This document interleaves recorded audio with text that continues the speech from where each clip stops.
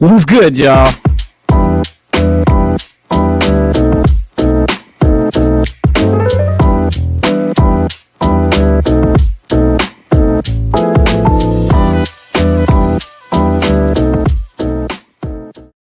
Technical difficulties and whatnot aside, welcome to the sixth element of hip hop. It is the DC Power Hour. This is I'm Reno Noir, your host, my co-host Spadeonomics, and my co-host Stu Dog joining us today. What's good, y'all? I kind of like that that remix intro right there, man. You know, spice it up a little. Little something, little twist to it. Take it to another level. That's right. So we talking about DC Power Hour, the Batman. We got all kinds of great stuff to talk about today. A lot to cover. And Asada should be here with us too shortly. She might pop in. We might have some pop-ins. We might have OG Lee might swing through and different folks. So we'll see what happens. But let me start with not that. Let me start with Spade. You were talking about the DC CW shows and whatnot. Yeah, man. I know, like, is they're not a lot of people's favorites because you know somewhat of the writing, but some of the stuff, man, the shows have been really good. Like my favorite right now, of course, you know, rocking the Vigilante Club shirt from Arrow. But my favorite right now has been Superman and Lois, and if anybody has not checked it out, I urge y'all to check it out. It would definitely give you a new look and a different perspective on Superman as he's going through, you know, being Superman, but at the same time caring for a family. It's like the family man that has to go to his regular job, and the job is like, you know, so demanding of him, of his time, and he's trying to do this while raising teenage sons and everything. It's like people say Superman is unrelatable, but if you ever lost a job and was just like you were forced to start back at square one, that's how the whole series starts. Him and Lois are fired as reporters. They move back to Smallville. So, and the kids have, you know, of course, have to move with them. And the sons are just like, we're used to life in Metropolis, in the big city. Why do we have to go to this little country town? And Clark is trying to convince them that, hey, you will like it here. Just give it a chance. And so it's so many ups and downs, emotional arcs in that first season. And the second season I've been watching, they've been getting into more of his villains. One in particular, yeah, I guess I'll go ahead and spoil it. But one in particular that starts off, and if everybody is familiar with the Death of Superman story, it starts off like this. There's a couple of tremors happening in and around Smallville, people down in a mine, and finally they get to this big containment suit cladded figure. So the internet rumor was Doomsday. And it was like, well, are they going to introduce Doomsday this soon into the show? I mean, I could understand it, but so that was what, episode 1, 2, 3. I think they're up to 5 now. But they ended up actually being Bizarro instead of Doomsday. Mm-hmm. And so no live action has really touched up on the Bizarro, with the exception of Smallville. But of course, they had their own little twist to it. Right. And now Bizarro, that's the sort of opposite Superman, right? He's like Superman, but he's like evil. I'm gonna say the imperfect duplicate of Superman, and everything is reversed. For those that don't know, instead of freeze breath, he has like fire breath. Instead of heat vision, he has freeze vision. And Bizarro talks backwards, where he says, "Me am no good," which means I am good or whatever. Right. Interesting. And well, as the DC movie universe prepares to unleash its next wave with the Batman, the Flash, Aquaman, the Lost Kingdom, and more, we're of course keeping an eye on the overall plan for not just the DC extended universe, but look, we got a surprise, folks. OG Lee, they made it to the show. Oh, gee. Hey, what's up, guys? What's happening, bro? Just had to pop in real quick. Just leaving work right. You driving right now? I'm just leaving my shop right now. So. Oh, nice. It looks like it's raining out there, huh? I Maybe know it it's just looks raining that here in way. Alabama. Right, there we go. Yeah, it's been raining. Well, be careful, bro. Alrighty. Hey, what are you guys talking about right now then? Right now, we're just talking about the DC extended universe. You know, the also the comics, live action movies, projects, and DC like CW shows and stuff like that. But we're gonna really be talking about the Batman and everything we need to know about the Batman here in a minute. But unlike Marvel, DC's plans don't include synergy across all mediums. Their movies, while containing many of the same characters, generally don't cross over with the CW TV verse that includes The Flash, Legends of Tomorrow, Superman and Lois, or DC Universe streaming shows like The Titans, Doom Patrol. Even the Robert Pattinson Batman is set in a different universe from the other current DC movies. At the same time, some HBO Max exclusives are direct tie-ins to the DCEU, such as Gotham PD and Peacemaker. But let's take a look at the road ahead for both DCEU and the bigger universe of DC movies and shows, from Black Adam to Shazam, Fury to the Fury of the Gods to Aquaman 2 and beyond. Read on DC's planned movies and shows are some of these are definitely happening, some are in development, and some have a big question mark surrounding them, but all could wind up on the big screen sooner or later, or the small screen, or streaming, what have you. But there's a huge list of stuff coming out. Like, for those keeping track, here's a full lineup of upcoming DC movies and TV shows, and it is extensive. Obviously, you got The Batman, March 4th. We can't wait. DC League of Super Pets, May 20th. Black Adam, July 29th. Flash, November 4th. Aquaman and the Lost Kingdom, December 16th. Batgirl, sometime this year. The Sandman TV series, sometime this year. Harley Quinn Season 3. Titan Season 4. Doom Patrol Season 4. Pennyworth Season 3. Young Justice Phantom Season 4. Arrowverse TV series. Shazam, Fury of the Gods, June 2nd. Blue Beetle, August 18th. That's going to be ill. Peacemaker, Season 2, likely 2023. Wonder Woman 3 is in development. Gotham PD TV series in development. Penguin TV series in development. Superman TV series, movie / in development. You got Green Lantern Corps TV series in development. Justice League Dark TV series in development. Yes, we can't wait for that Green Lantern Corps. Constantine TV series in development. Should be dope. Madam X TV series in development. Zatanna in development. Our Man in development. Static Shock in development. Gotham Knights TV series in development. Wonder Twins movie is actually happening in development. Supergirl, status unknown, and Joker 2, status unknown. I'm assuming that is going to be the Joaquin Phoenix Joker. So that would be crazy if they did a sequel to that. I would be definitely interested in seeing that. They touched on cool shit. Or what if it's a different Joker? It's all based on the 3 Jokers. I mean, it's called Joker 2, so that's what I'm saying. Then we get a Joker 3. We get a Joker 3, because remember, the 3 Jokers is 3 different Jokers. Well, that's a dope idea, because Joker 1 would be what? That would be the comedian Joker, and then Joker 2 would be I don't know what they call is the it clown, gangster? the comedian, the comedian, and the what was the other? The criminal, the clown, and comedian. Okay. Yeah. The criminal. That's the one I call Gangster Joker, and obviously we had the comedian because he wanted to be a comedian, a late night show comic, like, so that would be dope if they did a 3 Jokers movies trilogy. We got the comedian. Let's get the Gangster Joker for part 2, and then the third one. What was the third one? Criminal, clown, comedian, the clown. and comedian. I'm confused. What is the difference between the clown and the comedian? The comedian is more like he really wants to just get a laugh out of his victims, more or less, and basically get a laugh out of Batman is his ultimate goal. The clown is more so where he's just like, he does all his little tricks like a clown would do, and like in terms of the flower, right? The joy buzzer, the flower. Joy buzzer. Yeah. I would like to see 3 Jokers, not necessarily in a live action movie, but more in an animated.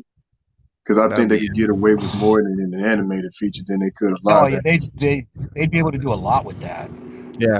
And DC is phenomenal at animated movies. Like I think that's their strong point. Like Marvel's strong point has been live action, not animation. Like Marvel's animated stuff is very hit or miss, mostly miss. And but DC, man, they can't lose. I've never seen like a really bad DC animated movie. They're all dope. Yeah, I have. Well, I haven't seen many, so I can't say, but I'm sure there are, of course. There's always exceptions to the rule. And what didn't you like, Spade, that you saw? That awful Superman Doomsday movie. Like, please don't watch that. It's based on the death of Superman, but it is terrible. Like they screw that storyline up so bad. I'll make a correction. I haven't seen a bad one by Bruce Timm. Haven't seen what? Right. A bad one by Bruce Timm. By Bruce Timm and his crew. When they do it, they're always they're dope. I can't say anything bad about the ones they put up. When he produced them, they are pretty good. But it was somebody else that did Superman Doomsday. So thankfully, when they did New 52 and did the Death of Superman storyline, it's like they kind of stuck close to the original book storyline and got it right. And I was like, this is what y'all should have done in the first place. Right. I'm really excited for the Flash movie, man, because Flashpoint is one of the coolest DC animated movies, and I'm hoping that the live action is at least that good.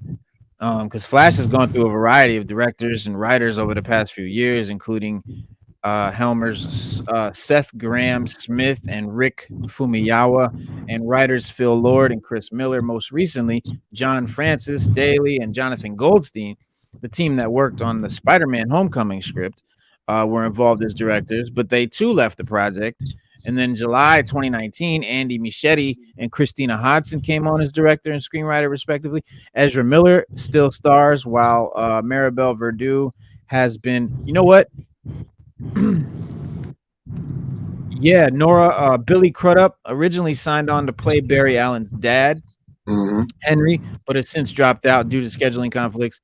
At one point, it was rumored that Cyborg would appear in the film in some capacity, though the character has reportedly been written out of the movie now. However, both Affleck and Michael Keaton are reprising their respective Batman roles, and it's believed that the movie will deal heavily with the concept of the DC multiverse, obviously, which will be crazy to see. I just don't have any hope for that movie. Really? I don't. That sucks. Tell me why. One, just like you said, with all the people that's jumping off, like the directors that come in and did this and did that, and then like rewrites, characters getting cut out and all, and it's just like, I know people were all up in arms about Batman versus Superman, but I think this is going to be a bigger cluster than that, which I actually like and love Batman versus Superman. I enjoy it. But this Flash movie is like, if you could, I don't know, sometimes kind of going off script, sometimes WB needs to get out of their own way and let a director tell their story. And I understand that's kind of how they did with Zack Snyder, and people all whatever about that and all. That's a whole nother topic. But no, just having this and then having, I'm glad the two respective Batmans are reprising their roles, but don't let it so many people be in there where it gets oversaturated and it takes away from the story. So it's like that. I'm just like, I just don't have any hope for this thing.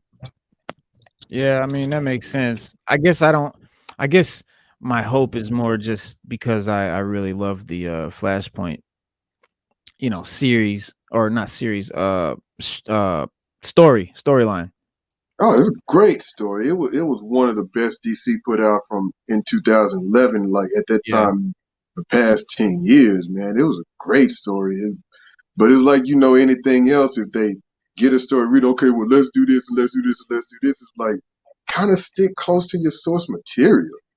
Yeah. If you're gonna, that was one of the problems with Justice League, as I call it. Is like, if they had stuck close to like what they did in the animated like Justice League War, that movie would have been great. And everybody that watched Zack Snyder's Justice League cut, like everybody I talked to pretty much enjoyed it. They were like, this is actually, better. They told a better story in it than what Joss Whedon did when he chopped and screwed it. Yeah. It's tough to say, you know what I'm saying, which way it's gonna go, what it's gonna turn out as, but we got our fingers crossed because we want to see that Thomas Wayne action, man. I want to see Thomas Wayne up there with some guns, going nuts, killing bad guys. But also, talking about, we're gonna be talking about the Batman here in a minute. But spinning off of that, we're gonna have Gotham PD TV series. HBO Max will play host to Gotham PD. It's gonna be a police procedural spin-off to the Batman. Series is specifically set in the first year of Batman's costumed career, 1 year before the movie, and which is actually based off the comic Gotham Central.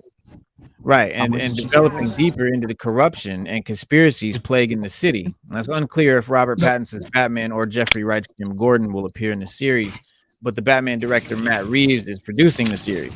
Boardwalk Empire creator Terrence Winter has also set to produce and write Gotham PD, but he later dropped out due to creative differences. Another one they've got is Penguin TV series. HBO Max is also developing the Batman spin-off series starring Colin Farrell as the Penguin, so we'll definitely be coming right off of the movie. The series has been compared to the Al Pacino starring movie Scarface. So that sounds dope. Like I'm definitely looking forward to a Scarface-esque Penguin. We'll see. I wonder if he'll get the smoke in this movie. Like I read a article this week that they cut out the smoking parts in the wouldn't let him smoke in the movie. It's like, what? Man, come on, Penguin. That was his thing. Penguin got you got the cigar, you got the cigarette holder, whatever. That was his gimmick, man. Yeah, what are you gonna do? DC movies though, movie and TV plans continue to evolve. Joker, we were just talking about, became the most profitable comic book movie of all time. I'm not saying it grossed the most profitable, meaning the ratio between what it cost to make it and what it made was the biggest of all any comic book movie. Wow. So it's not surprising that reports indicate that DC will pursue more R-rated superhero movies. And like Marvel learned with Deadpool. Yes, like first of all, comic book fans are mostly adults. Let's be honest. And even the ones who ain't adults, we like to see violent shit. Like kids like to see violent shit. I mean, you know what I'm saying? Yeah, it's true. But like Marvel learned with Deadpool, R-rated superhero movies work. They work well. And of course, Zack Snyder's Justice League finally debuted on HBO Max in March 2021, and that cut of the film was R-rated.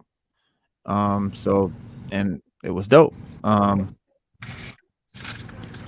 So yeah, I think there's a lot of good possibilities for R-rated movies, comic book movies. They're better because look, comic books, if we're directly translated, would be R-rated movies. Like that's what I don't get. Comic books are R-rated. Why are they making the movies PG and PG-13?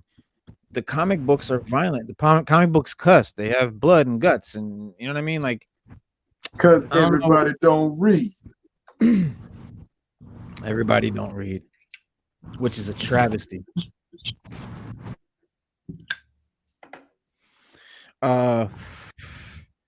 So, but the Batman, let's chop it up. Let's talk about it. Everything you need to know about the Batman.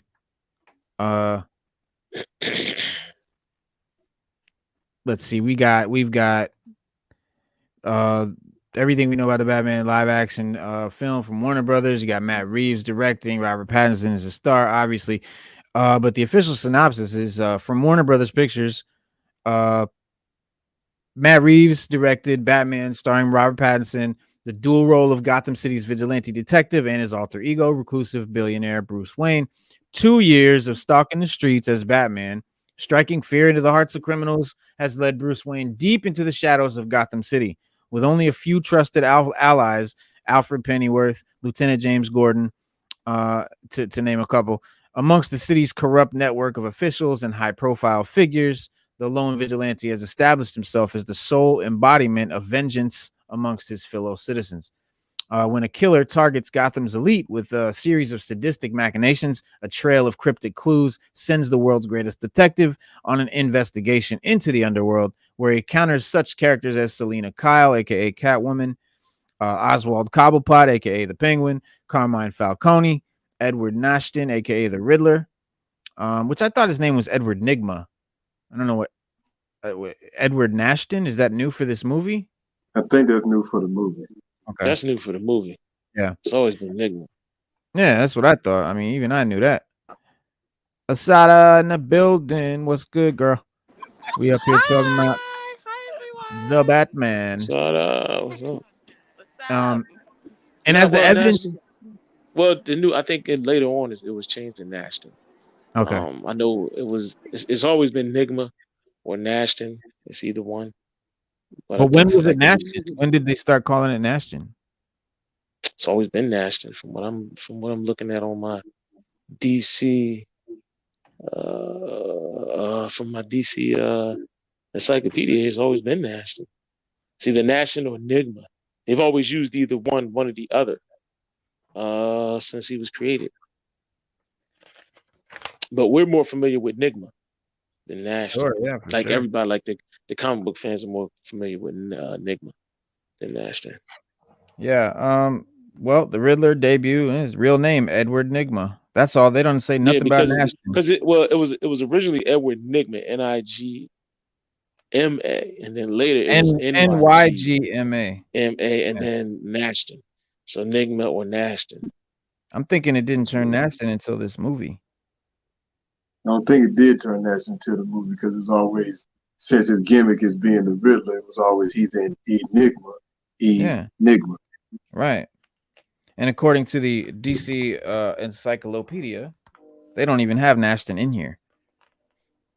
It's in mine. It says later. What do y'all know about Edward Nigma says later. Edward Nashton, the Riddler?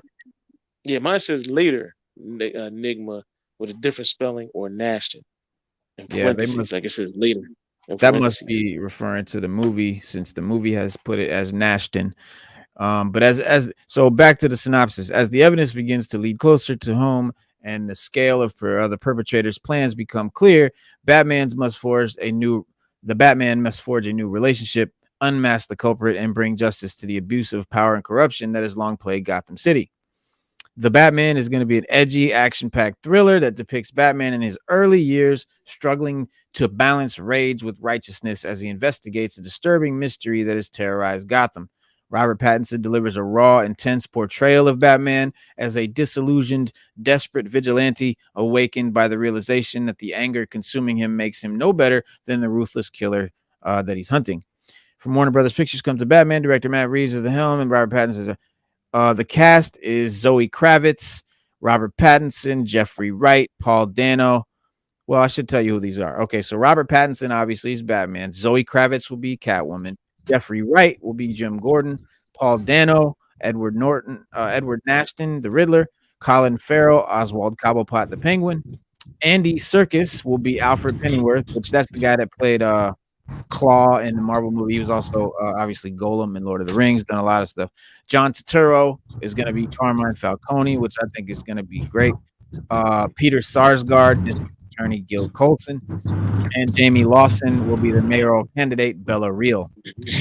Rupert Penry Jones is going to be the mayor Don Mitchell. Con O'Neill, Chief Mackenzie Bach, and Alex Ferns will be Commissioner Pete Savage. Barry Keoghan also is in the movie, but they don't seem to know who he's going to play. But yeah, man, this is like a very star-studded movie. It's got all top-notch guys in production, right? So we think it's going to be phenomenal. But it's a Batman movie, so you never really know. But speaking of Jeffrey Wright, the Batman's Jeffrey Wright responds to a person who's angry about a black actor playing James Gordon. We knew this would come up, but Jeffrey Wright has a response to the criticism. Because when the Batman comes out later this year, Jeffrey Wright will become the latest in a long line of actors to play the iconic role of Commissioner Gordon. Of course, by virtue of being a person of color, Wright has brought something new to the role before anybody has seen the performance. Some people have a problem with this change of the character, but Jeffrey Wright isn't here for that. He's seemingly irked about people being crucial of his casting, though he's still got a good sense of humor.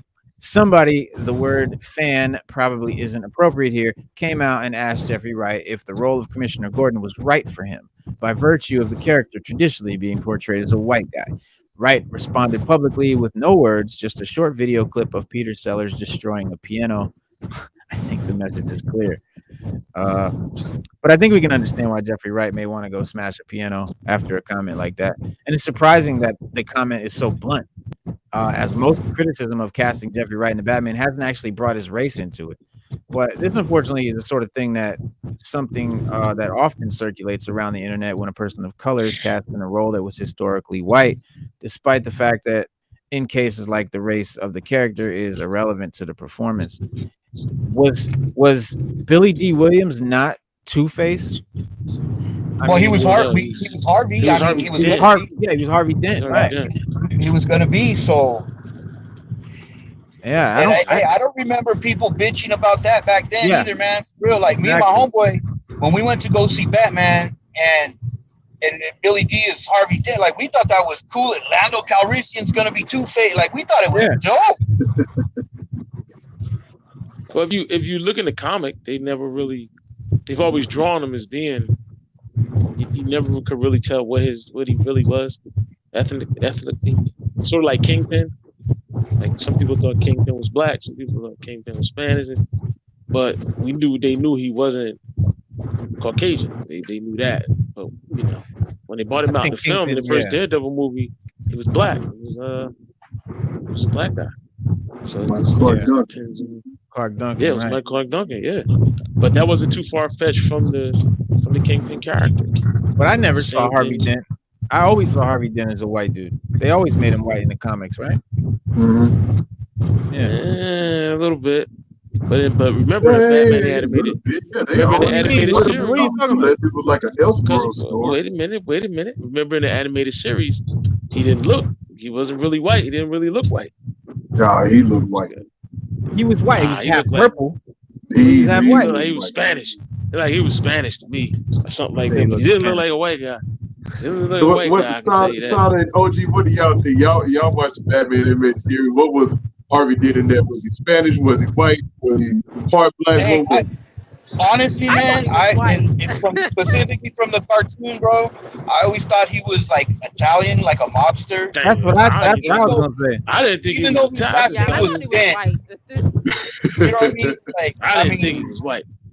I just thought he was like a gangster, like an Italian guy or something. But, but his name, his last name, Dent. I mean, Dent is not Italian, right?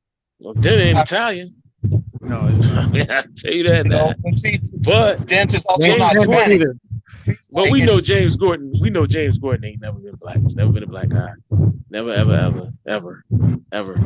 And the reason why is because he reminds Batman of his father. He's the same exact age as Thomas Wayne. And that's what Batman uses as like a father figure in his life. Even though he doesn't tell Commissioner Gordon that, that's what Commissioner Gordon is to Batman. He's a father figure to him. Right. That's true. That's true. But Jeffrey Wright playing him, I think is I'm super excited because Jeffrey Wright is one of my favorite actors. Dude is phenomenal. Like one of the best actors I think of all time. So I don't care what role he does, he's gonna kill it. I already know. But speaking of actors, Paul Dano had difficulty sleeping after playing the terrifying Riddler character. Now, I don't know why. But look at the guy. He's not doesn't exactly seem like, the toughest dude. So maybe anything might keep him up at night. Who knows? But anyway, I'm just fucking with you, Paul. You're my boy. I like Paul Dano. He's a good actor, for sure. But yeah, he apparently was like unable to sleep. He said there were some nights around that I probably didn't sleep as well as I would have wanted to, just because it was a little hard to come down from this character. It takes a lot of energy to get there, and so you almost have to sustain it once you're there because going up and down is kind of hard. Uh, what I f- uh, what I felt was an opportunity that Matt Reeves was giving with a villain in this film was more real, potentially more terrifying. At one point, Dano suggested covering his character in plastic wrap as the villain sought to avoid leaving DNA evidence at a crime scene. Describing the experience of removing the Riddler costume afterwards, Dano said, "My head was just throbbing with heat. I went home that night after the first day in that and almost couldn't sleep because I was scared of what was happening to my head. It was like compressed from the sweat and the heat and the lack of oxygen. It was crazy feeling." So I don't know. I don't know why I just didn't go with the traditional Riddler costume.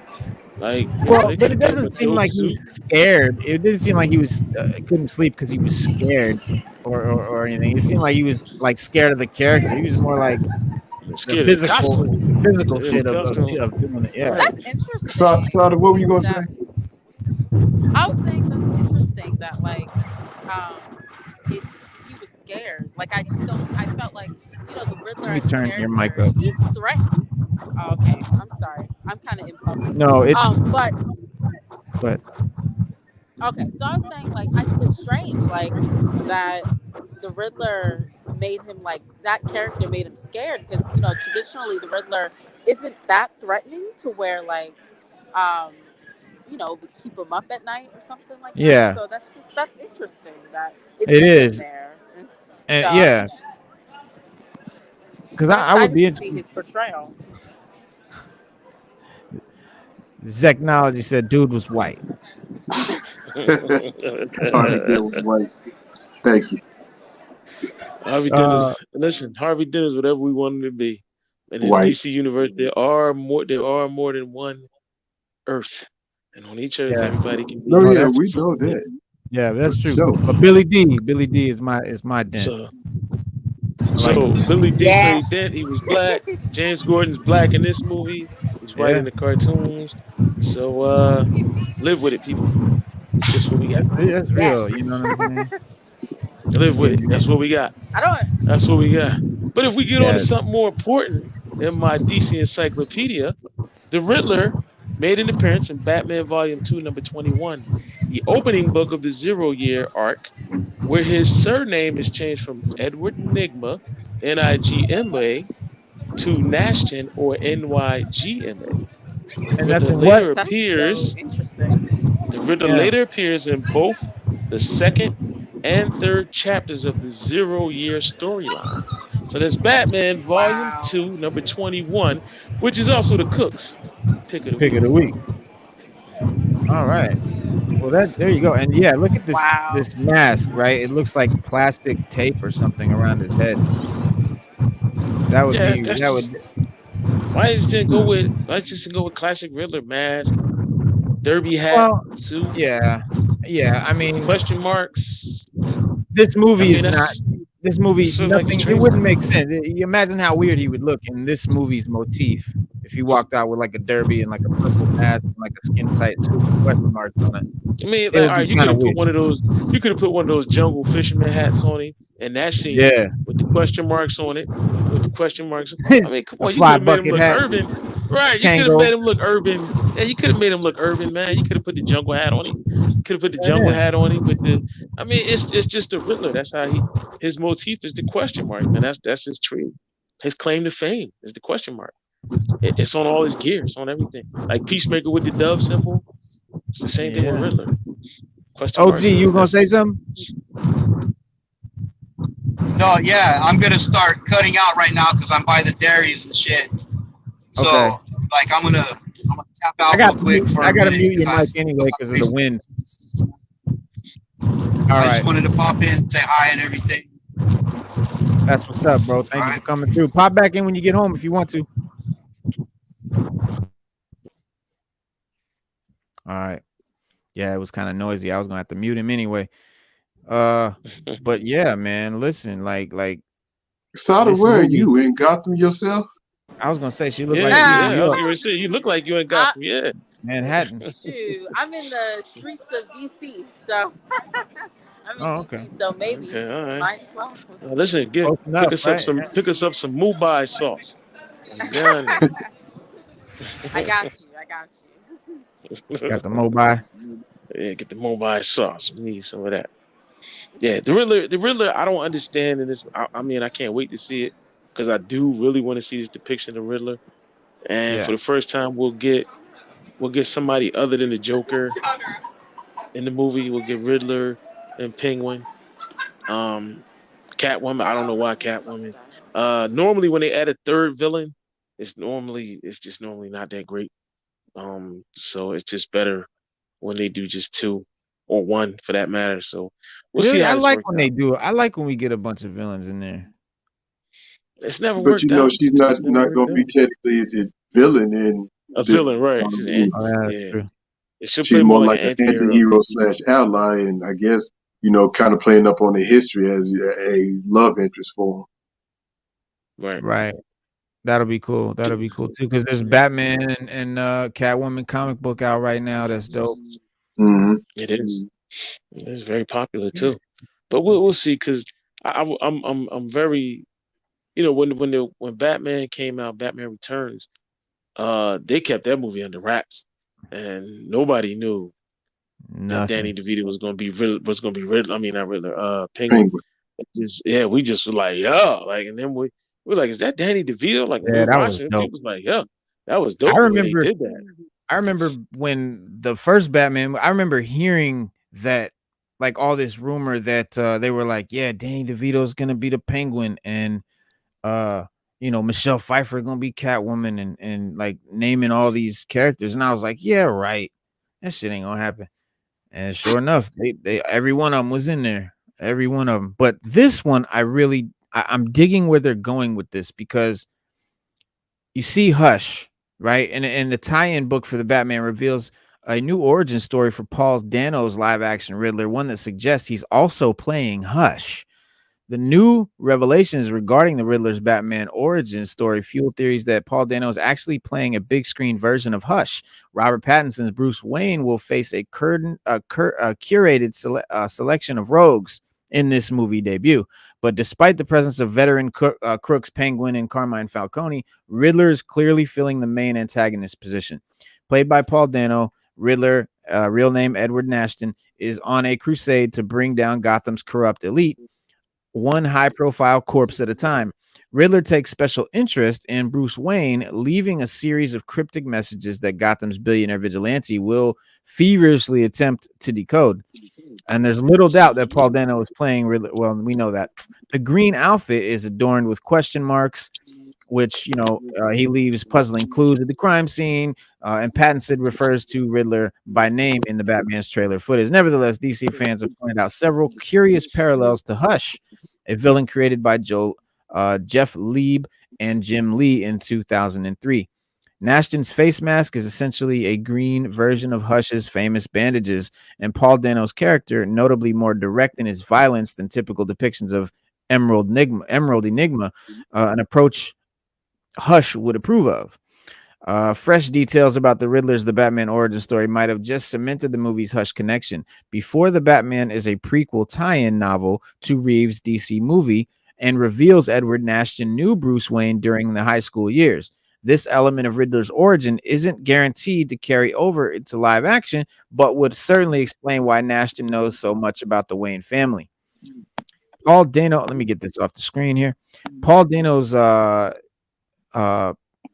characters being childhood friends, and Bruce childhood friends, also tosses another Hushism into the Batman's pile, since Hush was eventually unmasked as Thomas Elliot, young Bruce's BFF in the villain's original comic run. So Dano's Riddler looks like Hush, acts somewhat like Hush, and now he shares Hush's origin story. It doesn't take Bruce Wayne's detective skills to deduce that the Batman's Riddler might just be a movie version of Hush.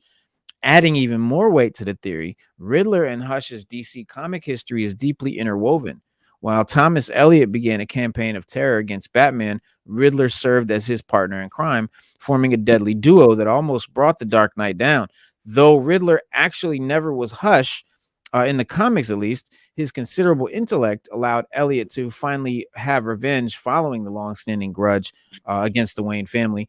Paul Dano clearly does play Riddler in the Batman, but Matt Reeves could be mashing up the classic green baddie with the more modern Hush, making Edward Nashton a hybrid where the best qualities of both villains are rolled into one, rather than Riddler and Hush forging a two-man alliance like they did in the original comic. Batman's villain being a combination of Riddler and Hush could answer key questions raised by the movie's trailers. Naturally, Bruce Wayne would have attended the best, most elite high school in Gotham City, and if Edward Nashton enrolled at the same establishment, he must hail from an equally wealthy background. And since Paul Dano's the Batman villain eventually, evidently, has a problem with rich people, that fortune might have since been lost, or he just sort of like resents it for whatever reason. And that's eerily similar again to Hush, to the background of Hush, who's unsuccessfully tried murdering his own parents to inherit the Elliott family riches. Hush blamed Thomas Wayne for that failure and carried his resentment forward onto Bruce, which could actually be what we're seeing now with Riddler's messages in the Batman. Sneaking Hush into a Batman movie under the cover of Riddler would represent a hugely ambitious hush-up for Matt Reeves and a deception worthy of Nashton himself. The more we learn about Riddler's new origin, the more the connection begins to look legit. This is a theory that I kind of hope has legs, but at the same time, it kind of means we won't get a actual live-action Hush one day, which would be so dope because Hush is one of my favorite, if not my favorite Batman story of all time. So what do you guys think? Do you guys think that it's more of like a mashup character? No, Hollywood's not that smart. Spade, what do you It think? never happened like that. I wish it would, but Hollywood's just not that smart. I don't know, man. I think they are. Like you've had different characters in They've done that movies before. before that have carried characteristics of another character. Even though. So I think this could be because, like, look, judging by the look of them, the mask thing, Riddler never wore a mask except for that type, never a full mask. So it's like I could see where there would either be a mashup or that would be his own take on Hush to introduce. Because think about it, we ain't seen Hush in a live action movie. The Batwoman TV show did him, but I don't know how many people watch it, but never on the big screen. Now, like we've seen Riddler on the big screen before. We've seen him in Batman '66, so you've seen live action Riddlers.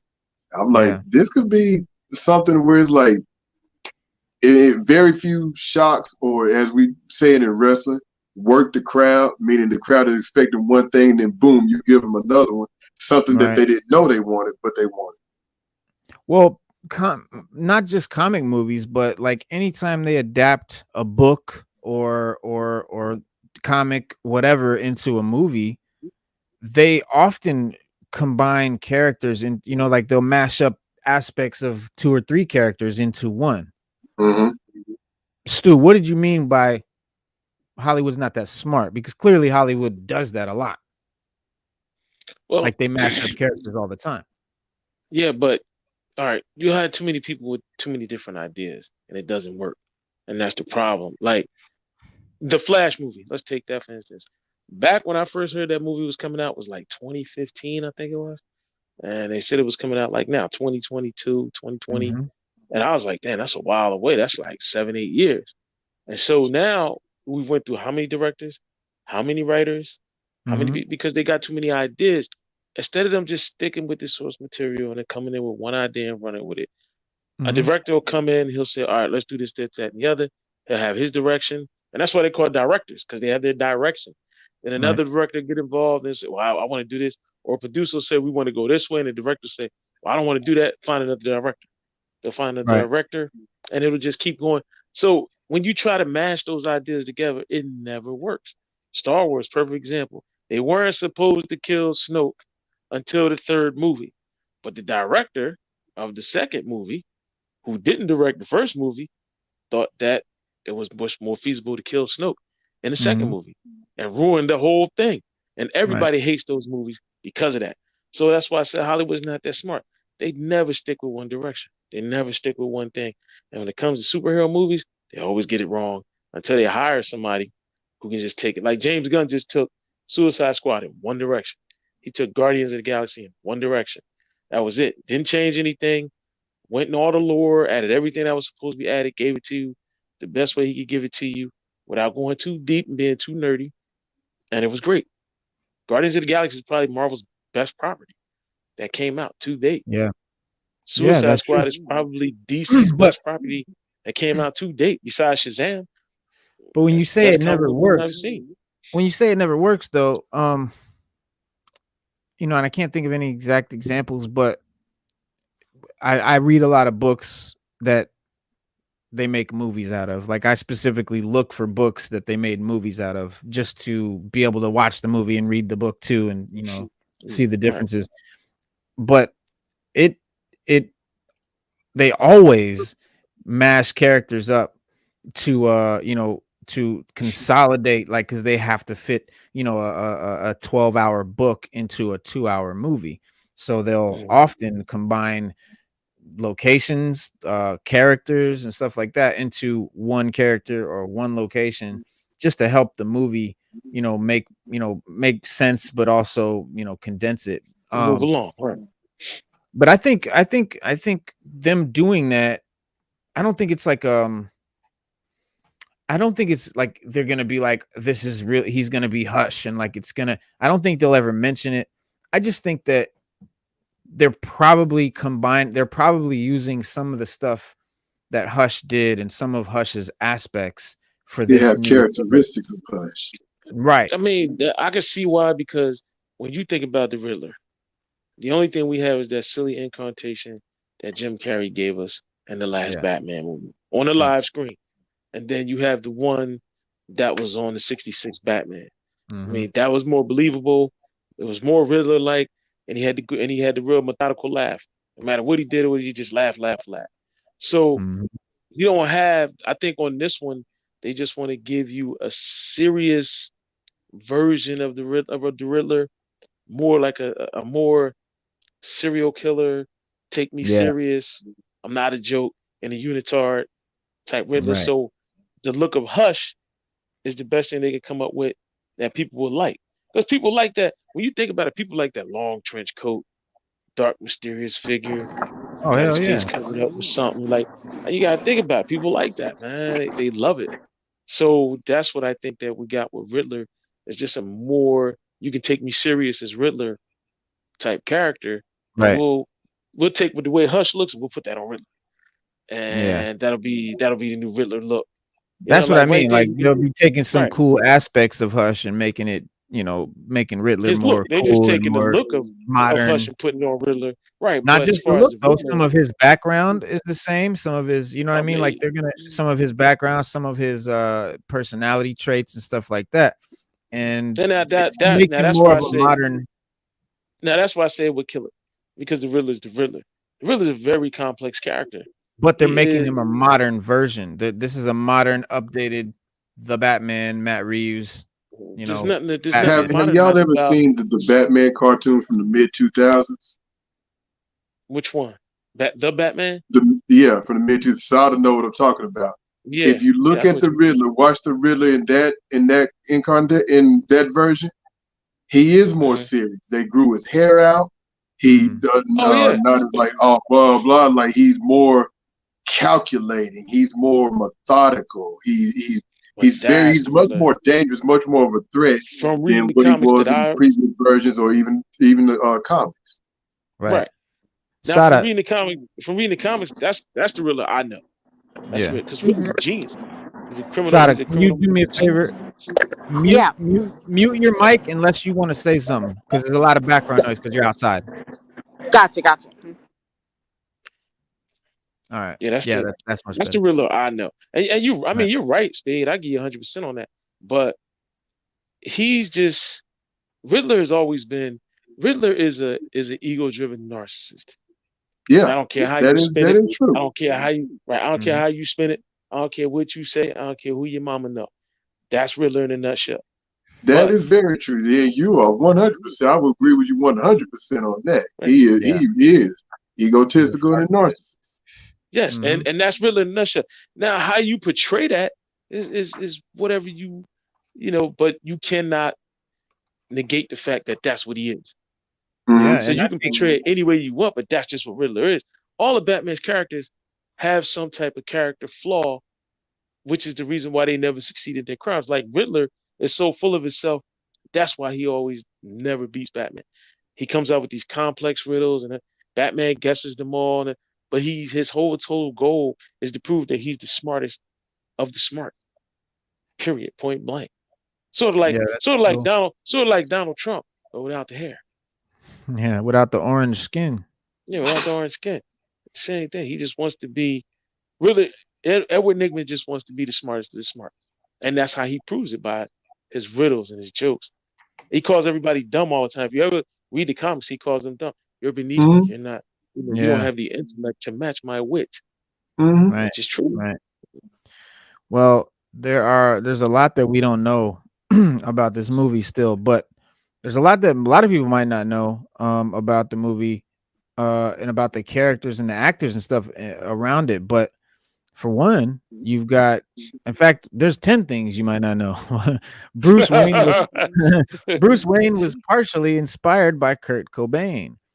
On the top of the obvious inspirations for some of the best Batman comics, Matt Reeves has said in an interview with Esquire that Nirvana's late rock Kurt Cobain was a driving force behind writing this Bruce Wayne. Reeves said that in an interview that early on when I was writing, I started listening to Nirvana, and there was something about the "Something in the Way" song, which is in the first trailer, which is part of the voice of that character. Batman is a multifaceted uh character, and while that invites plenty of interpretation, it also makes it a challenge to tackle something new that maintains the spirit of the superhero. Using Kurt Cobain as a template looks fascinating already, as while the circumstances of his tragic passing are complex, it meshes well with a Bruce Wayne that's psychologically struggling in Wayne Tower. And then what's this? That was all right. That's number 10. So number 9 is Goodfellas. My favorite movie of all time is a influence the violence in this movie. In the terms of movies unrelated to Batman himself, Martin Scorsese's crime drama Goodfellas played an influential role when it came to the intensity of the combat choreography. While that movie is known and best means by its is by no mean hold on. While that movie is by no means known, characterized by martial arts, it is with its characters, Reeves told French outlet Premiere, "I wanted Goodfellas style brutality," and cited the scene where Ray Liotta's Henry Hill smashes the guy with his gun butt. One of the biggest and best physical assets, being one of DC's greatest martial artists, Batman. But the degree of violence used by Liotta, Pesci, and De Niro's characters would be an excellent way to convey how visceral this Dark Knight fights. Yeah, when there's typos, it really, really messes me up. But Robert Pattinson was a Batman fan. Stars seem to align for the making of this movie, including casting the titular superhero. As an interview with a UK outlet, Esquire, Reeves was already scouting Pattinson for the role when it turned out later he was already a big fan and eyeing for that audition. The director co-writer said he'd heard what they were doing and got excited about the idea that there was going to be another version of this character. And after spending extended periods talking with Pattinson about the character in the script, he realized this guy is a massive Batman fan. Goodfellas, yes. Shout out Jim Me in the building. Jim, what's up? Hip hop, Germany's hip hop legend. That's right. So number 7 is Pattinson thinks Mask of the Phantasm was the best representation of Bruce Wayne. Of Bruce Wayne's turmoil. Further showing off Pattinson as the fan of the character, the actor expressed what he believes is the best Batman movie to represent the hero's fascinating and traumatized psyche. In another interview with Premiere, Pattinson has said that, in my opinion, the only other to achieve this is the animated film Batman Mask of the Phantasm, and how it captured that being Batman is kind of a curse. It's a burden. Particularly among the Cape Crusaders' most ardent fans, Mask of the Phantasm is not one of the best animated Batman movies, but the best in general. Across every line action. I don't know about that. Hold on, let me see what they're trying to tell me here. Mask of the Phantasm is not only one of the best animated Batman movies, but the best in general. Across every live action animated movie is arguably the most psychologically introspective movie to capture the inner turmoil of Bruce that goes through being Bruce Wayne as Batman. So yeah, they're saying that it is one of, if not the best, of the Batman. I can agree with that. Movies, yeah.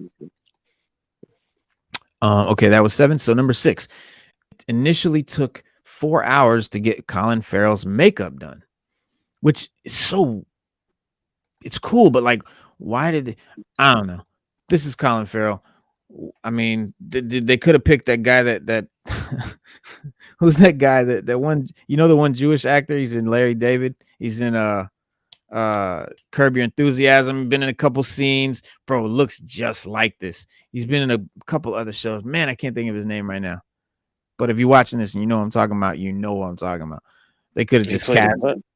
But they spent all this money and hours making Colin Farrell look like that guy. Look like who? What he can't think of his name right now. He was he was just like one of these really happy-go-lucky, goofy friends of Larry David in Curb Your Enthusiasm. Damn, can't think who he was. I can't think of his name. But he fans were shocked to see Colin Farrell's transformation as the Penguin, as many figured his version would be more of a slick rendition of one of Batman's greatest comic book villains, you know, more of like a slick gangster type Penguin. However, it turned out by the reveal of the Batman's first trailer in 2020 that Reeves opted for an incarnation of his comic book appearance mixed with grounded realism. It's an astonishing look, and Colin Farrell has said in an interview with Variety that it was quite exhaustive endeavor. Farrell said that he had been seated in a makeup chair for 4 hours, though eventually they got it down to 2. After seeing the unrecognizable final draft of the Penguin in the trailers, it's a clear testament to the talent behind the makeup crew, behind the look there. But yeah, it is it's quite a look. And number 5, an R rating was never truly in the cards. There was certainly plenty of fan speculation that the Batman could be the first theatrical movie for a superhero to be rated R.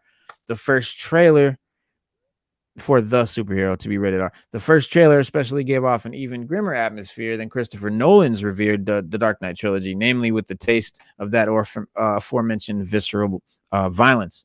But producer Dylan Clark, who worked with Reeves on his Planet of the Apes reboot movies, said it was never intended to be R-rated. Clark told Films Action, it wasn't made to be rated R. For us, it is above all a question of tone. While more of a hard PG-13, The Dark Knight demonstrated that Batman can be suitably gritty in live action without an R rating.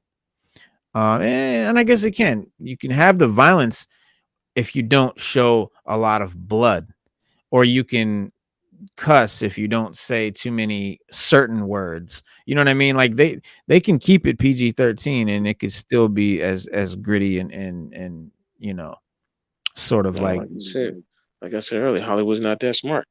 Make it just rated R. Just make it rated R. Listen, we were kids. We snuck in all the rated R movies.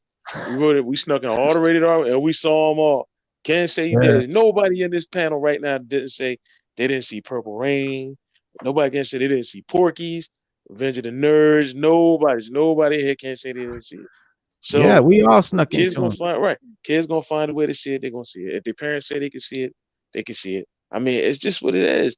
Hollywood don't want that because it fucks up their box office. If people are sneaking into the movie, it fucks up their, you know, ratings and stuff like that.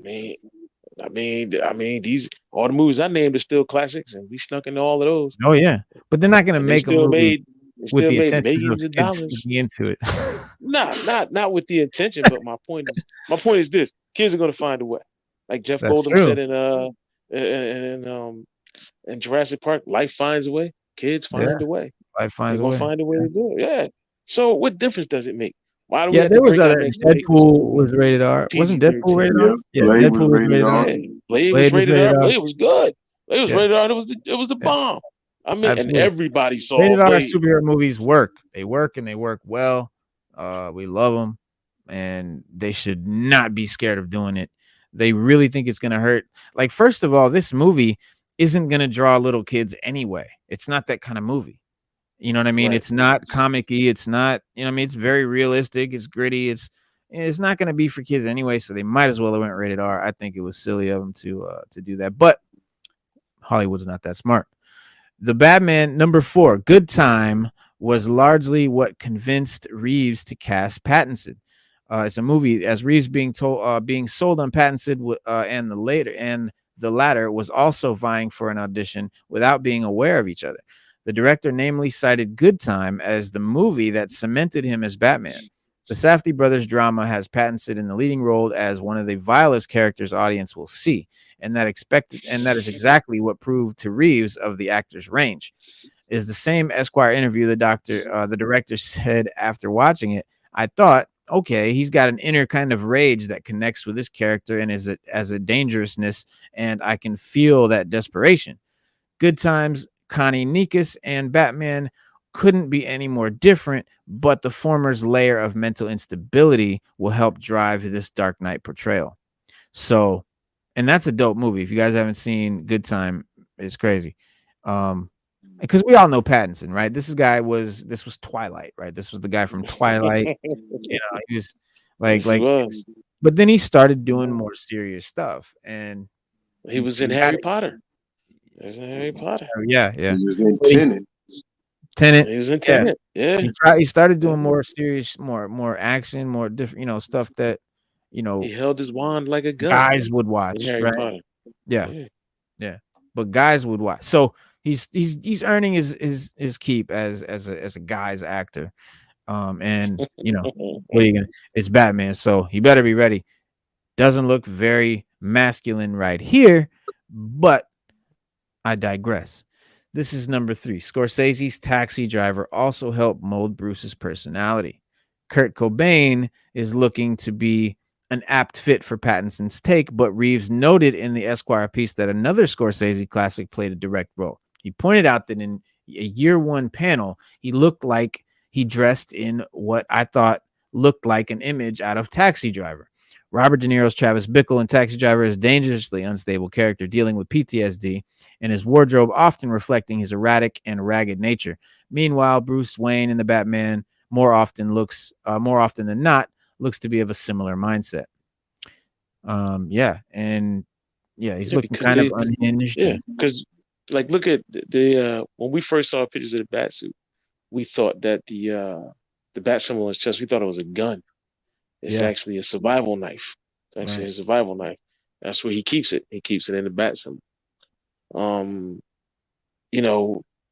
The traditional bat symbol being the darker than the rest of the suit or yellow, they took that out of there and put his gadgets into the suit. Because when you hear Robert Pattinson talk about it, he says that all the gadgets are handmade and they're this and they're reflective.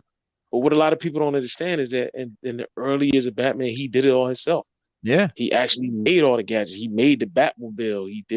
He did all of that, just based on his knowledge of what he had. Yeah. And as he knew he needed better weapons and better things and better cars, he started hiring people to do it for him. Lucius Fox. Mm-hmm. But yeah, super glad you did an episode on this Batman movie. Awesome stuff. Good to see y'all. Shout out Defective Chimp. What's good, brother?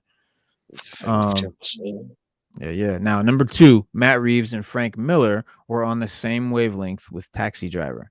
Writer Frank Miller, the definitive year 1, which was sort of where we're going, but was thinking similarly to Reeves while the latter pieced together this tattered sort of Bruce Wayne. Later in that same interview, it's pointed out that Miller wrote to artist David Mazzucchelli in a note saying that he needed Bruce to basically look like he's won a Taxi Driver lookalike competition. The director laughed when he read that note in the comic book. which proved to be a fascinating development. Aside from the coincidence, it showed that pieces of what Reeves will soon put onto screen were in a way over 30 years in the making.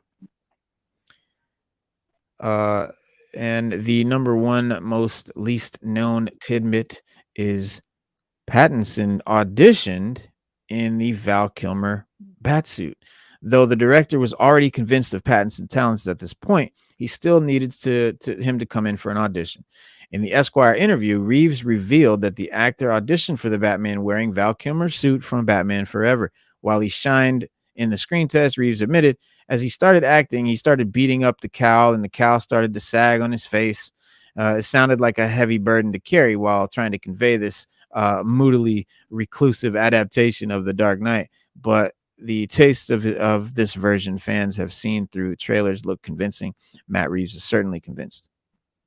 Yeah, that would be you see, this thing is rubber. He's got it's like one piece from the neck to the shoulders.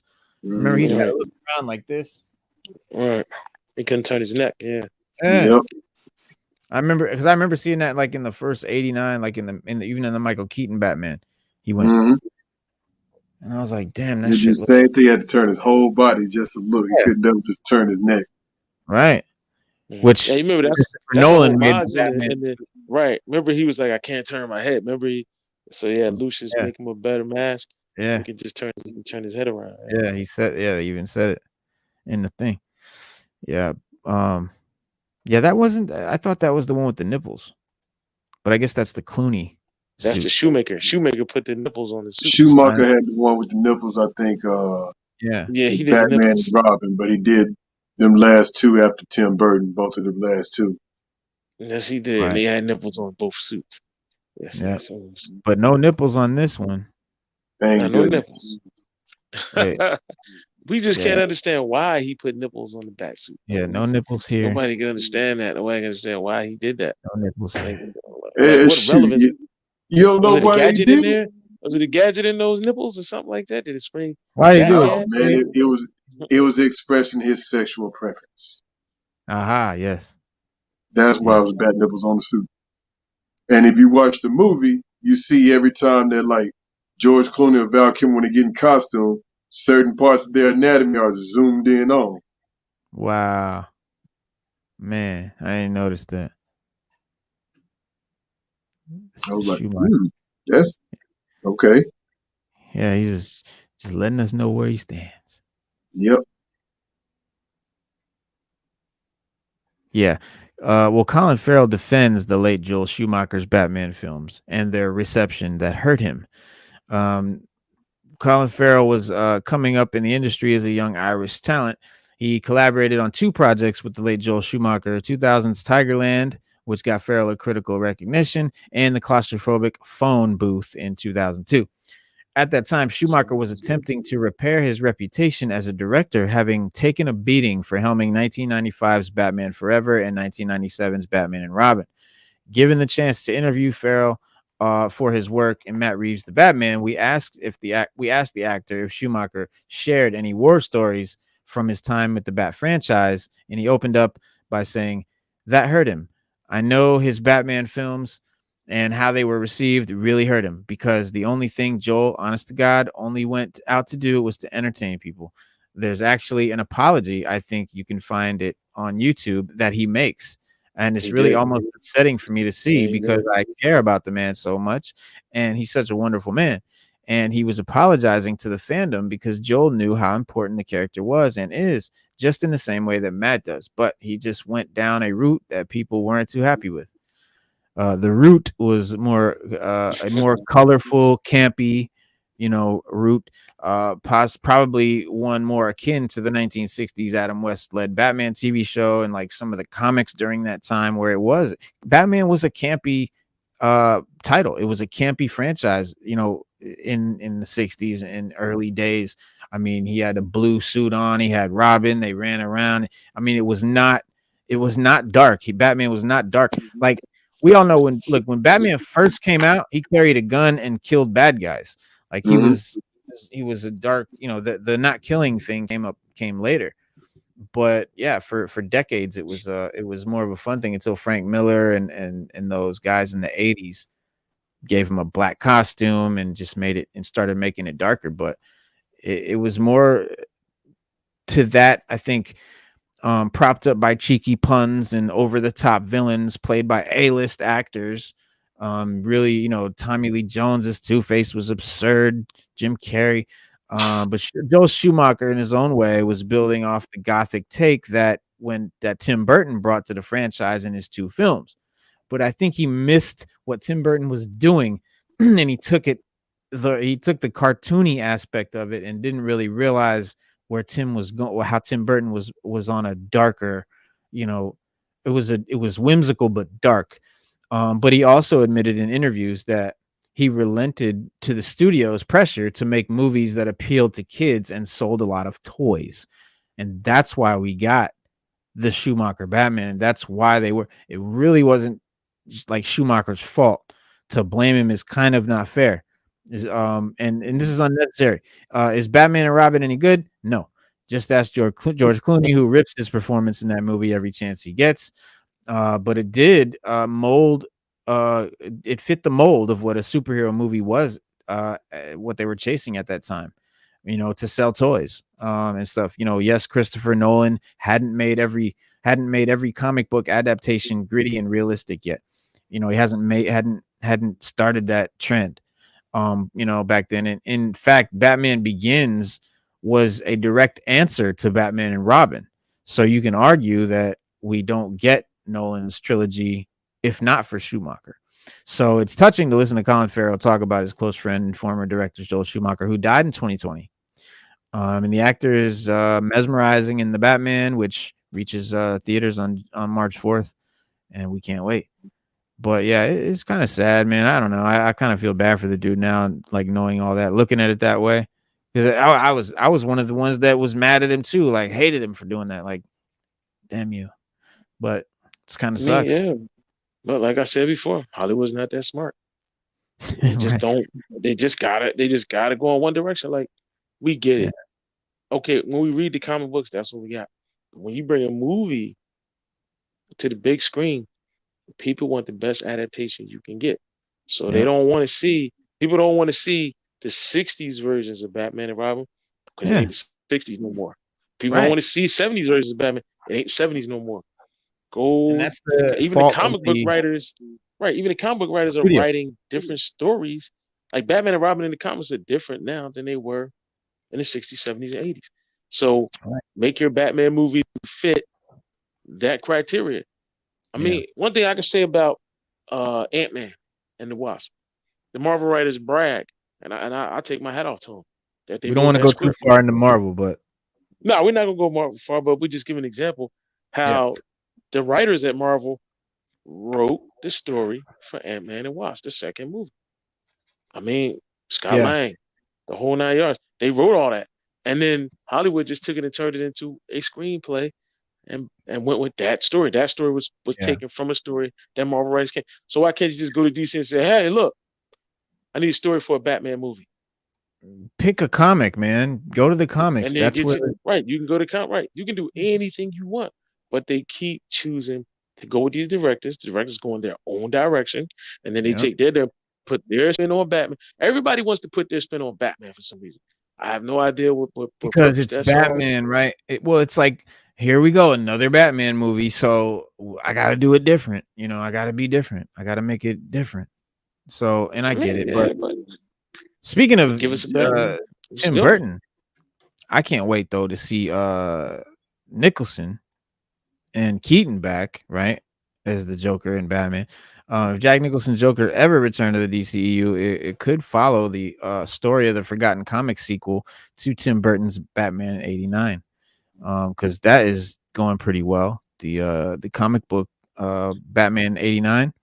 We're getting to see Billy D. Williams' character, like the Black Harvey Dent that looks like Billy D. in the comic book, becoming Two-Face. Yeah, I was like, hell yeah, when I seen that gonna happen, because that's where those movies should have went. They should, but the studio didn't want Tim Burton, and then Keaton refused to do the movie without Tim Burton. So they really had no hope. Like having Schumacher, having anyone try to use or recreate what Tim Burton was doing, Tim Burton is so unique and such a creative and artistic guy, and you can't do what he does. Like, you know what I mean? Like you might as well just try to go somewhere completely different, because you just can't do what he's doing. No, But you can't. you know, Jack Nicholson was perfect casting for Joker in Batman '89. He's my favorite Joker so far. But many actors were considered, from Tim Curry, who both almost voiced Batman, the animated series Joker. But of course, we got uh, Mark Hamill. Mark Hamill, who smashed it. John Lithgow and Robin Williams were actually up for the role of Joker until Nicholson eventually closed his deal. Some critics may have accused the actor of going too over the top with his performance, and I get it, but Nicholson would later counter by stating the Joker had no top. So, Mm. I get it. And Jack Nicholson's Joker remains one of superhero cinema's most famous bad guys, with the star leaving an unforgettable mark on the character. He was also extremely well compensated, as he had a cut of Batman's gross and merchandising, and is said to have made close to $100 million off the movie. And that's quite a bit for any actor to make off any movie. There was a plan for Nicholson to cameo in Batman Unchained, the planned fifth outing that would have followed Batman's 1997's Batman and Robin. This Jack Nicholson's Joker would have been a hallucination brought on by the Scarecrow's fear toxin, but the project was later scrapped. Batman '89, the comic, was produced long before long-running franchises and multi-film arcs were thought out by studios, and that's likely why Jack Nicholson's Joker is definitively dead by the time the movie ends, having fallen to his death off Gotham City Cathedral. But I heard, and maybe it's just a rumor, but we might get Nicholson's Joker somehow in the Flash movie. I don't know, but definitely they're having Michael Keaton come through as Batman, as Bruce Wayne at least. So it would be dope to see both of them. Okay. Yeah, it's just like I said, that's the thing about that Flash movie that I'm just worried about is just oversaturation with too many characters and storylines kind of going here, multiverses. I mean, going here. And it's like, yeah, I can see that. You know, that maybe they're putting it, like you said, Hollywood does put their own spin on things and their version of it. But if you get too far out there from the source material, true comic book fans are pretty much going to reject it. Yeah.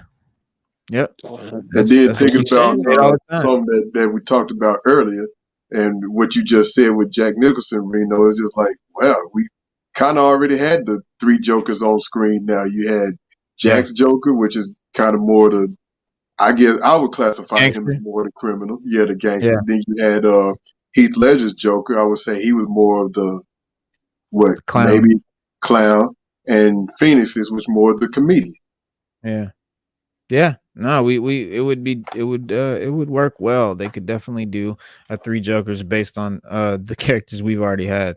But I would definitely love to see the Joaquin Joker franchise continue on and be a three Jokers thing, like we were saying. The next one could be the gangster or the clown, and go from there. There's so many different universes and alternate worlds and especially in DC. In fact, the 10 best alternate worlds in DC Comics are ranked in order. 10 is the Red Sun, presented a very different Superman. The Red Sun by Mark Millar and artist Dave Stewart, Killian Pulick, presented a fascinating alternate world. The basic premise is Superman landed in Soviet Russia and became Stalin's tool, eventually taking over USSR after the dictator's death. From there, he waged war against the U.S., personified by Lex Luthor. The story sketched a very different DC world and a very different Superman. He still wanted to protect everyone, but he embraced the Stalinistic way of doing things. It was revolutionary and remains one of the coolest DC Earths ever. And then Earth 8 is basically Marvel. Basically the Marvel universe. One of the coolest things about DC Multiverse is that it always has felt expansive. With even the real world getting its own Earth. Grant Morrison's The Multiversity introduced a very interesting world, Earth 8, to the multiverse. Earth 8 was a Marvel pastiche, and has been referenced at times, several times since, the home of major comics heroes. It's such a DC idea to have a world that's basically like the Marvel universe. While readers haven't gotten to spend a lot of time there, it still is an intriguing world whose existence opens up all kinds of story potential for future creators and readers. And it would be dope to see. I mean, will we ever get? You guys think we'll ever get a DC Marvel movie? I think eventually. Never One day. happened. Never happened. Not in our lifetime. Not in our lifetime. Maybe like 5 years, 10 years, but it could happen. Nope. Sorry. It would be a long time. It's gonna happen eventually, Stu. Eventually, I believe it will, because you have inevitably the MCU I'd like to is see it, huge, but I don't think the DCEU is huge, and it's happened in the comics a couple times already. So, exactly.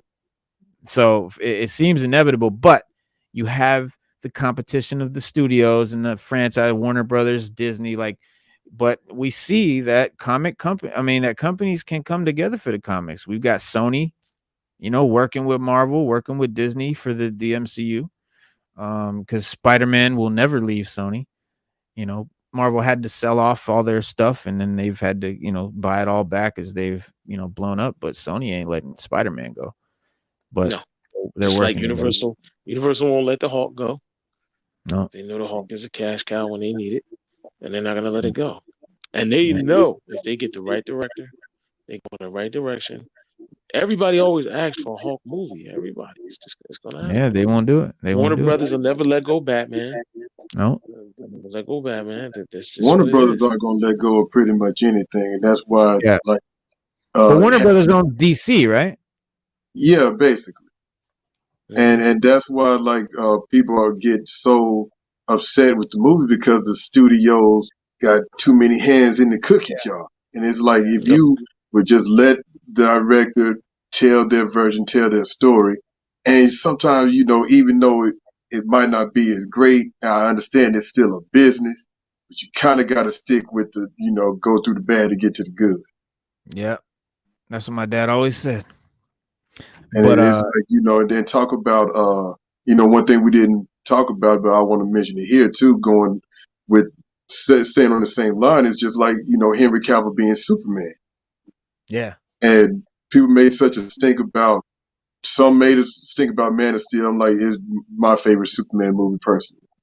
Yeah, me too. And I'm like, I think he was a great Superman in all of his portrayals. And it's like, yeah, continue it on.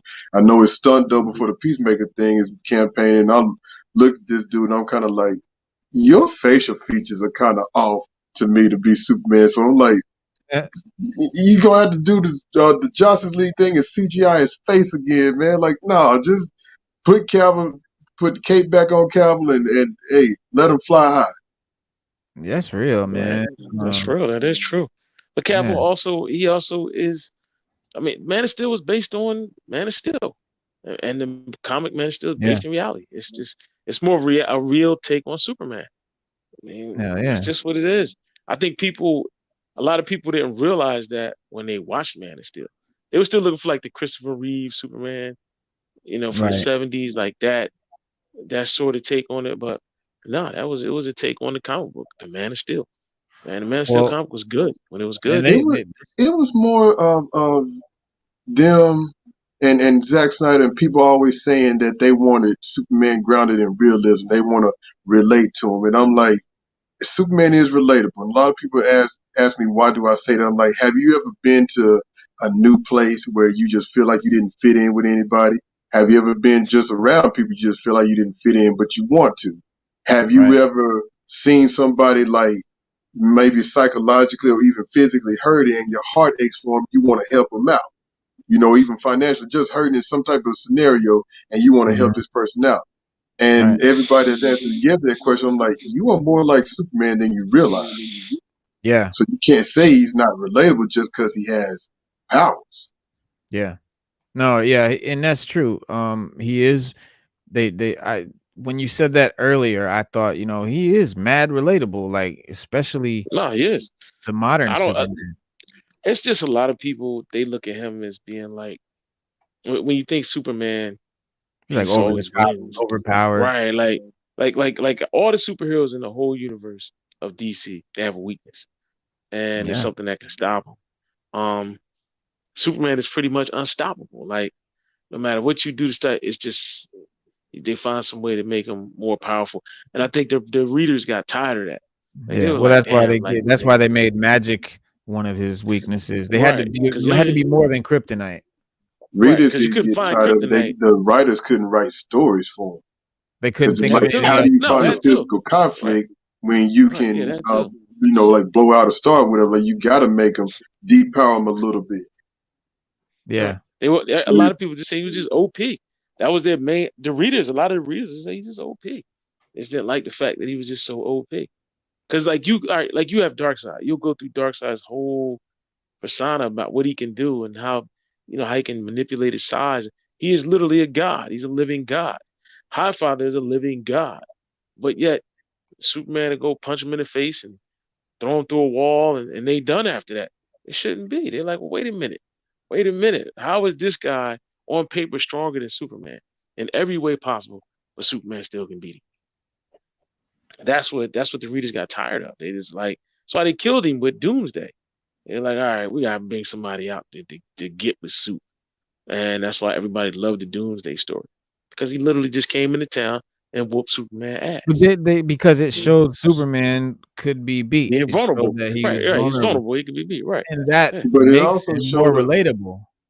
but it also showed a more human element because Doomsday didn't just walk the dog with Superman; he had to Right. fight too, and it Right. showed Superman's will, his will to stand up for what he believes in, his will to fight for his people, for his city, and he's willing to lay down his life for it.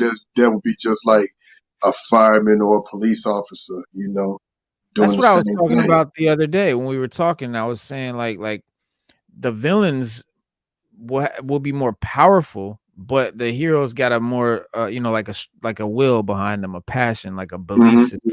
It's like when you have a mercenary army versus an army that's fighting for their homeland. Who's gonna fight harder? You know what I mean? Like the mercenary army might be better equipped and whatnot, but these guys, they're fighting for their home, so they're gonna always fight harder. So I think that's where we get the distinction between the power levels of heroes and villains and stuff like that. But back to the different worlds. This is really interesting. Number 8, Thunderworld, brings back old school Shazam. Yeah. Yes, sir. Yeah. There was once a time when Shazam was Captain Marvel and his cohorts were the Marvel family. Back in the Golden Age, Captain Marvel beat Superman in sales, and the only way DC could compete was by legal action. The character was given his own Earth in the old multiverse, folded into the DCU after Crisis on Infinite Earths had his name changed to Shazam because of Marvel's legal action, and his own and given his own Earth called the Multiversity. On this Earth, he's still Captain Marvel, not Shazam, and has a delightful, colorful adventures with the Marvel family against his most dangerous villains. It's a wonderful throwback to a simpler time, and fans for fans wish to return to there in some form, or whatever. And then you've got number 7 is Deceased. You got the Batman, you got Superman right there. Writer Tom Taylor has proven to be an alternate universe maven, and Deceased is a perfect example of that. Joined by multiple artists over several series, Deceased saw an amalgamation of Cyborg and the anti-life equation start a zombie apocalypse that pitted hero versus infected hero. And it's one of the best superhero zombie stories of recent years, which there have been many across pretty much every publisher. Like there's been a Dynamite one, a Marvel one, obviously the DC one. There's been several. Image, I think, has one, and it's proven to be fertile ground for stories. And as seeing how the heroes and villains of the DC universe deal with the zombie apocalypse, fans love the world of DC. And always want to return there. 6 is the Injustice. That's it. Yeah, Injustice told a story of heroes fighting heroes based on the video game Injustice: Gods Among Us. The series of comics written by Tom Taylor and art by various artists fleshed out the world of DC Universe gone mad. After being forced to kill Lois Lane by the Joker and killing the Clown, Superman becomes a brutal dictator. Heroes and villains choose sides and battle lines are drawn. Over multiple series, Taylor introduced many ups and downs to the narrative, and it became one of DC's premier alternate universes for years and still holds a special place in many fans' hearts. We just saw that movie too, was dope. And then 5, Earth 3 introduced readers to the Crime Syndicate of America. That's my favorite one. Yeah, man. That's my favorite. I'm with you on that, Stu. I love the Crime Syndicate. Hell yeah. I do. Some of the best alternate worlds are the ones that are complete opposites of the main world. And that's Earth 3 in a nutshell. It's the Earth where evil always wins. In lieu of the Justice League, there's a crime syndicate, a powerful team that has gone through many permeations as the DC universe. As many permeations of the DC universe. Earth 3 takes the familiar heroes and iconography of the DC universe and sets them on their ears. It's always fun to play in a completely opposite sandbox, and the Crime Syndicate has become one of the greatest groups of villains the Justice League battles. Have y'all watched the movie Crisis on Two Earths? No. Yes, that's my favorite movie. Reno, you've seen it, Stu. That's my favorite one out of all of them. All the ones ever made. Reno, you got to watch that movie. That is a great, because it's the Crime Syndicate versus the Justice League. Oh yeah, I did see this one. Yeah. Okay. The animated movie with the I saw words like the gangster. Yeah. Oh hell yeah, that's one of my favorites. And I was like, man, when at the twist of it, when Flash goes to save the world, Batman's like, you're not fast enough. And it's like, he basically lied to him because he's like, I can't lose my teammate. Yeah. And I was like, God, I'm like, man, it was such a good movie, man. Like, that was great. It was great. Hell yeah. Absolutely. This is nice, Alex Ross. Look at that artwork, bro. Look, Kingdom Come. I love that story. Yes. Introduced readers to the artwork is dope. I'm actually trying to buy that damn print from Alex Ross's website. Look, if you do that, one, you need to post it on your Instagram when you do, and 2, post it on your Instagram when you do. And 3, post that shit on your Instagram. But yeah, man, that's dope. Alex Ross, look at that. And look in the reflection. I just noticed you've got Superman in the reflection. It's Shazam. On the other side, yeah, everyone's got a different alter ego, alternate person. Yeah, that's dope. Kingdom Come by writer Mark Waid and artist Alex Ross is a highlight of the mid-90s DC, taking place in a future where all of the villains have been defeated by a new violent breed of hero runs the streets while older generation had mostly gone away. The story saw Superman's return set off a series of events that brings the Earth to the brink of destruction. An amazing piece of comic book storytelling that has stood the test of time. Kingdom Come created an alternate DC Earth that captured fans' imagination at the time when the multiverse was gone. It remains a fan favorite. Yeah, I did have some Kingdom Come comics too. I remember now. And we have a question. The answer is there already is. There already is a Black Batman. Yeah, there is a Black Batman. It's called Batman Next, right? Yep. There are 2, actually. There's 2. I actually bought the Black History Month covers. DC I forgot because you had what's his name, Jace Fox as the next Batman, and what's his name, his brother Luke Fox was a Batwing, but he was a Black Batman, so there were actually technically 2, the Fox brothers. Yeah. Where is my shit? I don't know where my thing is at. I had a box. So they're Cream Pot Lodge. Yeah, there are actually 2 of them, man, and Future. Well, If you Lucius go back Fox. a year ago and read Future State, you'll see the next Batman and his adventures, and then you got, like I said, you got his brother Luke Fox, who was Batwing, but he was a black Batman type. Right. Yeah, and there's an ongoing series right now. It's an ongoing series right now. You know what though, Cream Pie Lars? Batman, did you know, used to carry a gun and shoot bad guys. That's a little known fact. A lot of people don't know that. A lot of people don't. I am Batman. Yeah. Thanks, Angelo. That was what I was trying to think of too. Yeah, I am Batman is the black Batman. It's Lucius Fox's. No, it's Jace. Tim Fox. Tim Fox. Yes, right. Tim Right. Fox. Oh yeah. Shout out Jim Mee. There you go. Right there.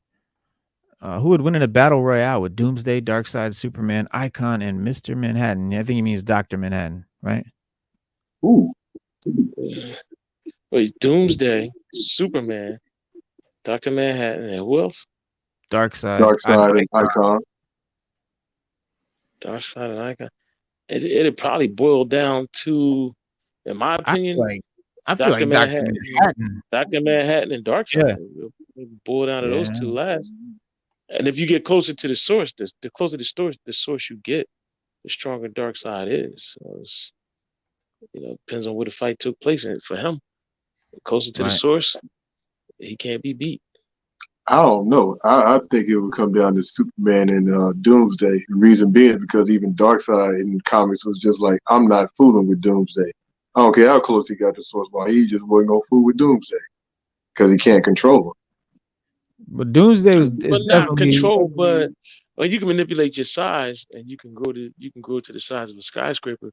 Yeah, but Stu, I'll tell you, like literally, I have Doomsday big omnibus graphic novel, and it tells the story of after Doomsday and Superman came back to life, and Doomsday was on Apocalypse. He asked everybody to send Doomsday. Darkseid asked everybody to send Doomsday away because he's uncontrollable. He couldn't kill him. It's too much rampage. He didn't want to fool with him. I get it. But I still think if Darkseid needed to, he used to wear guns, but like he didn't steal stuff. Oh, okay. You're talking about the crime syndicate. Yeah. It's a different. Well, that's what we're talking about. We're talking about alternate universes where things happen that are the opposite of where what we are used to. So it's not like you're looking at the Batman and love being a criminal. It's not what that is. So it's a completely different universe. This is kind of cool to sometimes see those opposite things, because it's just something different, breaks the monotony. The third one, number 3 rather, an all-star Superman presented a perfect Superman setting. And an all-star Superman, I think that's him there. And All-Star Superman by writer Grant Morrison, who is phenomenal, and artist Frank Quietly, is an undisputed masterpiece. Focusing exclusively on Superman, it combined the best of the Silver Age and the modern DC Earths to tell the perfect Superman story. While it lacks any appearances by other heroes, they are mentioned, and it takes a classic approach to the DC universe that pays dividends. All-Star Superman presents an alternate DC universe that is basically the best of all worlds. It takes everything great about DC continuity and melds it together using Superman as its linchpin, which makes perfect sense. And number 2, Earth 23 introduced fans to Calvin Ellis. Earth 23 appeared in Final Crisis 8. Writer Grant Morrison and artist Doug Mahnke, a version of DC Universe where the heroes were African American, implying an Earth that was Afrocentric, introduced readers to Calvin Ellis, the Superman of that Earth and President of the United States. Showcased in the New 52 Action Comics, The Multiversity, and Justice League Incarnate, Ellis has become one of the best modern Superman analogs. Earth 23 is a great setting that needs more time spent on it. Ellis is a perfect Superman and fans love him. Getting to see more of him in some of his in his home setting and exploring what makes it unique would be appreciated by readers. Was this Spade? Remember we were talking about they were doing this movie about Black Superman, or is it a Black Batman? No, it was a Black Superman, but they couldn't decide because now they have two. You have Calvin Ellis, President Superman. You have Val Zod, and the one that is connected with what Michael B. Jordan wants to do with the Val Zod, so he's the younger version of Black Superman. Right. But Calvin Ellis, I was gonna say, with we can be Superman and be president. Right. Yes. Yes. So he's the Justice Incarnate version as well. Right. But yeah. Go ahead, Stu. No, I said I can go with that. I can go with that. Yeah. And number one, the number one best alternate is Earth 2, the first DC alternate Earth. So the Justice Society and the OG team, these classic super team, instead of making them part of the history of the Silver Age DC universe, the publisher introduced Earth 2, a way for the Justice League and the Justice Society to cross over without making heroes like Superman, Batman, and Wonder Woman seem old. While also letting their Golden Age versions continue to exist, Earth 2 began the alternate Earth idea in the comic industry, right? Before there was a Marvel multiverse and all that. The first idea of making an alternate multiverse was Earth 2, presenting a new type of storytelling tool in the comic industry, consisting of some of DC's greatest characters. It makes a huge mark on the publisher and is still a DC fan favorite alternate Earth choice.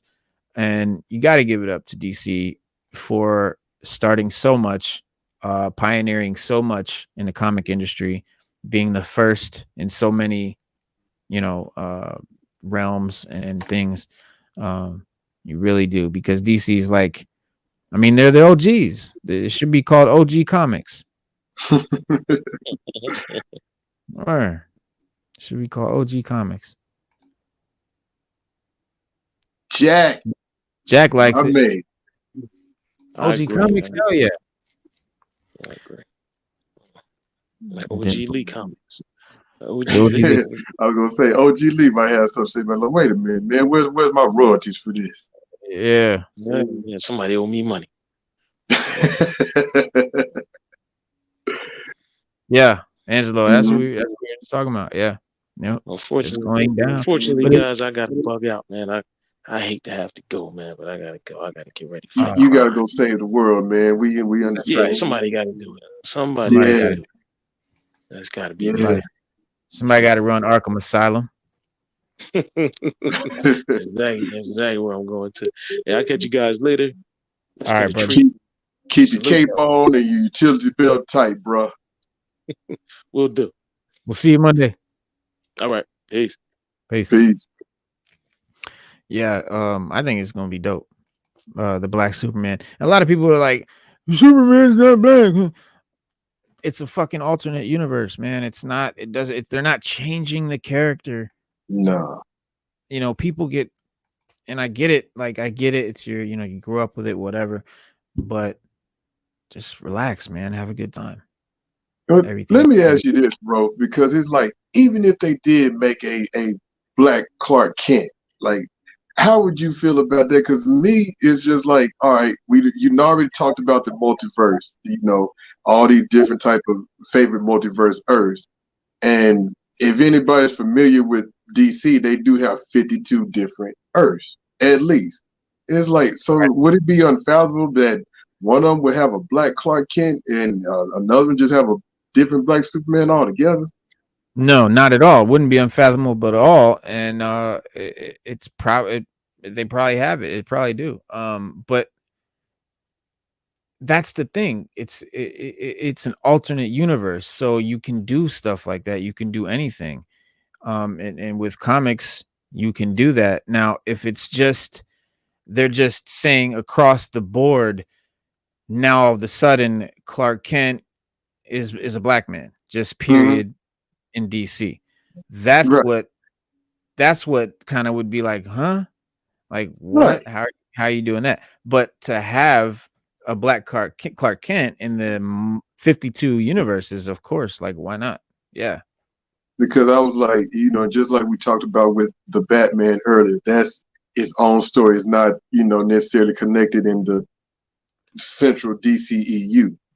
And I was watching Crisis on Infinite Earths from the Arrowverse earlier, and I'm like, you had three different versions of Superman in that. You had the Arrowverse one, Tyler Hoechlin. You have Smallville, Tom Welling, and you had Brandon Routh reprising his role from Superman Returns, continuing from the Christopher Reeve version. So I'm like, three different Superman, three different looks. It all made sense. They were all Clark Kent. Like, it can be done. It's just like, all right, well, I often when I ain't gonna lie, I often wonder, was there a multiverse out there of me that, is a different way? So am I white? Am I Spanish or whatever? Am I, in a different world? Yeah, exactly. I'm sure. Yeah, I'm sure if there's multiverses, we definitely ain't all the same person. Some of us might have female counterparts and different ages, races, who knows? Some of them be, crippled, and some of, there's just all kinds of iterations in the multiverse. Exactly. I'm like, you believe in the multiverse? Do you think there is? I'm like, I've never really grown out of not believing that it is. Even even though I have Christian beliefs, I still wonder, because I'm like, I tell people all the time, if God created the world, I'm pretty sure there's another world with sustainable life out there somewhere. It's just universe is just too big for there not to be. Yeah, for sure. And people are like, well, why didn't he do that? I'm like, because we can't get along on this planet. So why would you put one right next door for us to war with them? Yeah, that's a good point. But yeah, but another answer to that is the vastness of the universe. It's infinitely expanded. So the odds of there being a planet in our solar system because life-sustaining planets super rare, but there's more than one. I mean, it would be mathematically impossible for it to be only one. It would be insane to even think that. But for it to be in one solar system, it would be interesting to find out if there are any solar systems out there with two life-sustaining planets, two or one or more, like Star Wars. You know what I mean? Like the Star Wars galaxy, they're all over the place. You know what I mean? Just everywhere. And I believe that, because I was like, when I watched used to watch like the Superpowers show when I was a kid, and like Superman or Cyborg or whomever would go off planet somewhere else, like way out in the cosmos, and there were other beings out there. And it's just like, so I was like, yeah, I kind of often wondered, like, all right, there's got to be some more life out there. There's got to be. And reading comics now as an adult, I'm like, oh, this definitely has to be a multiverse, because think about it. I mean, it's got to come from somewhere. Yeah. And not to go too much into Marvel, but they have a very like complex cosmic mythology, like the gods and different beings and Galactus and being from a previous universe and all of this. Like it's deep. Comic books go deep. The DC is interesting. Like it's like Earth 1 is number 1, right? And then there's Earth 2 and then 3 and then up to where Marvel, like the Marvel regular universe that like the regular universe is the 616th universe, Marvel 616. And there's Marvel 20,031 and stuff. Like there's universe. But yeah, like in our vast universe, right, there's Earth, right, and then say however many other planets with life on them and all of this, but that's all just one universe. If there's a whole multiverse, then there's another then there's other whole universes with other Earths and other whatever other planets. Absolutely. So yeah, I mean, I think Stephen Hawking or Einstein, I don't know, one of them sort of invented or theorized the multiverse. I forget who it was, but yeah, it's like actual scientists have like actually, you know, made theories about that. So it's not just a comic book thing, man. Oh no, like I it's said, it definitely had to come from somewhere, and I'm like, yeah, man. You know, they talk about like the version of Earth 2 and Earth 3 with the crime syndicate. It was funny. I was watching.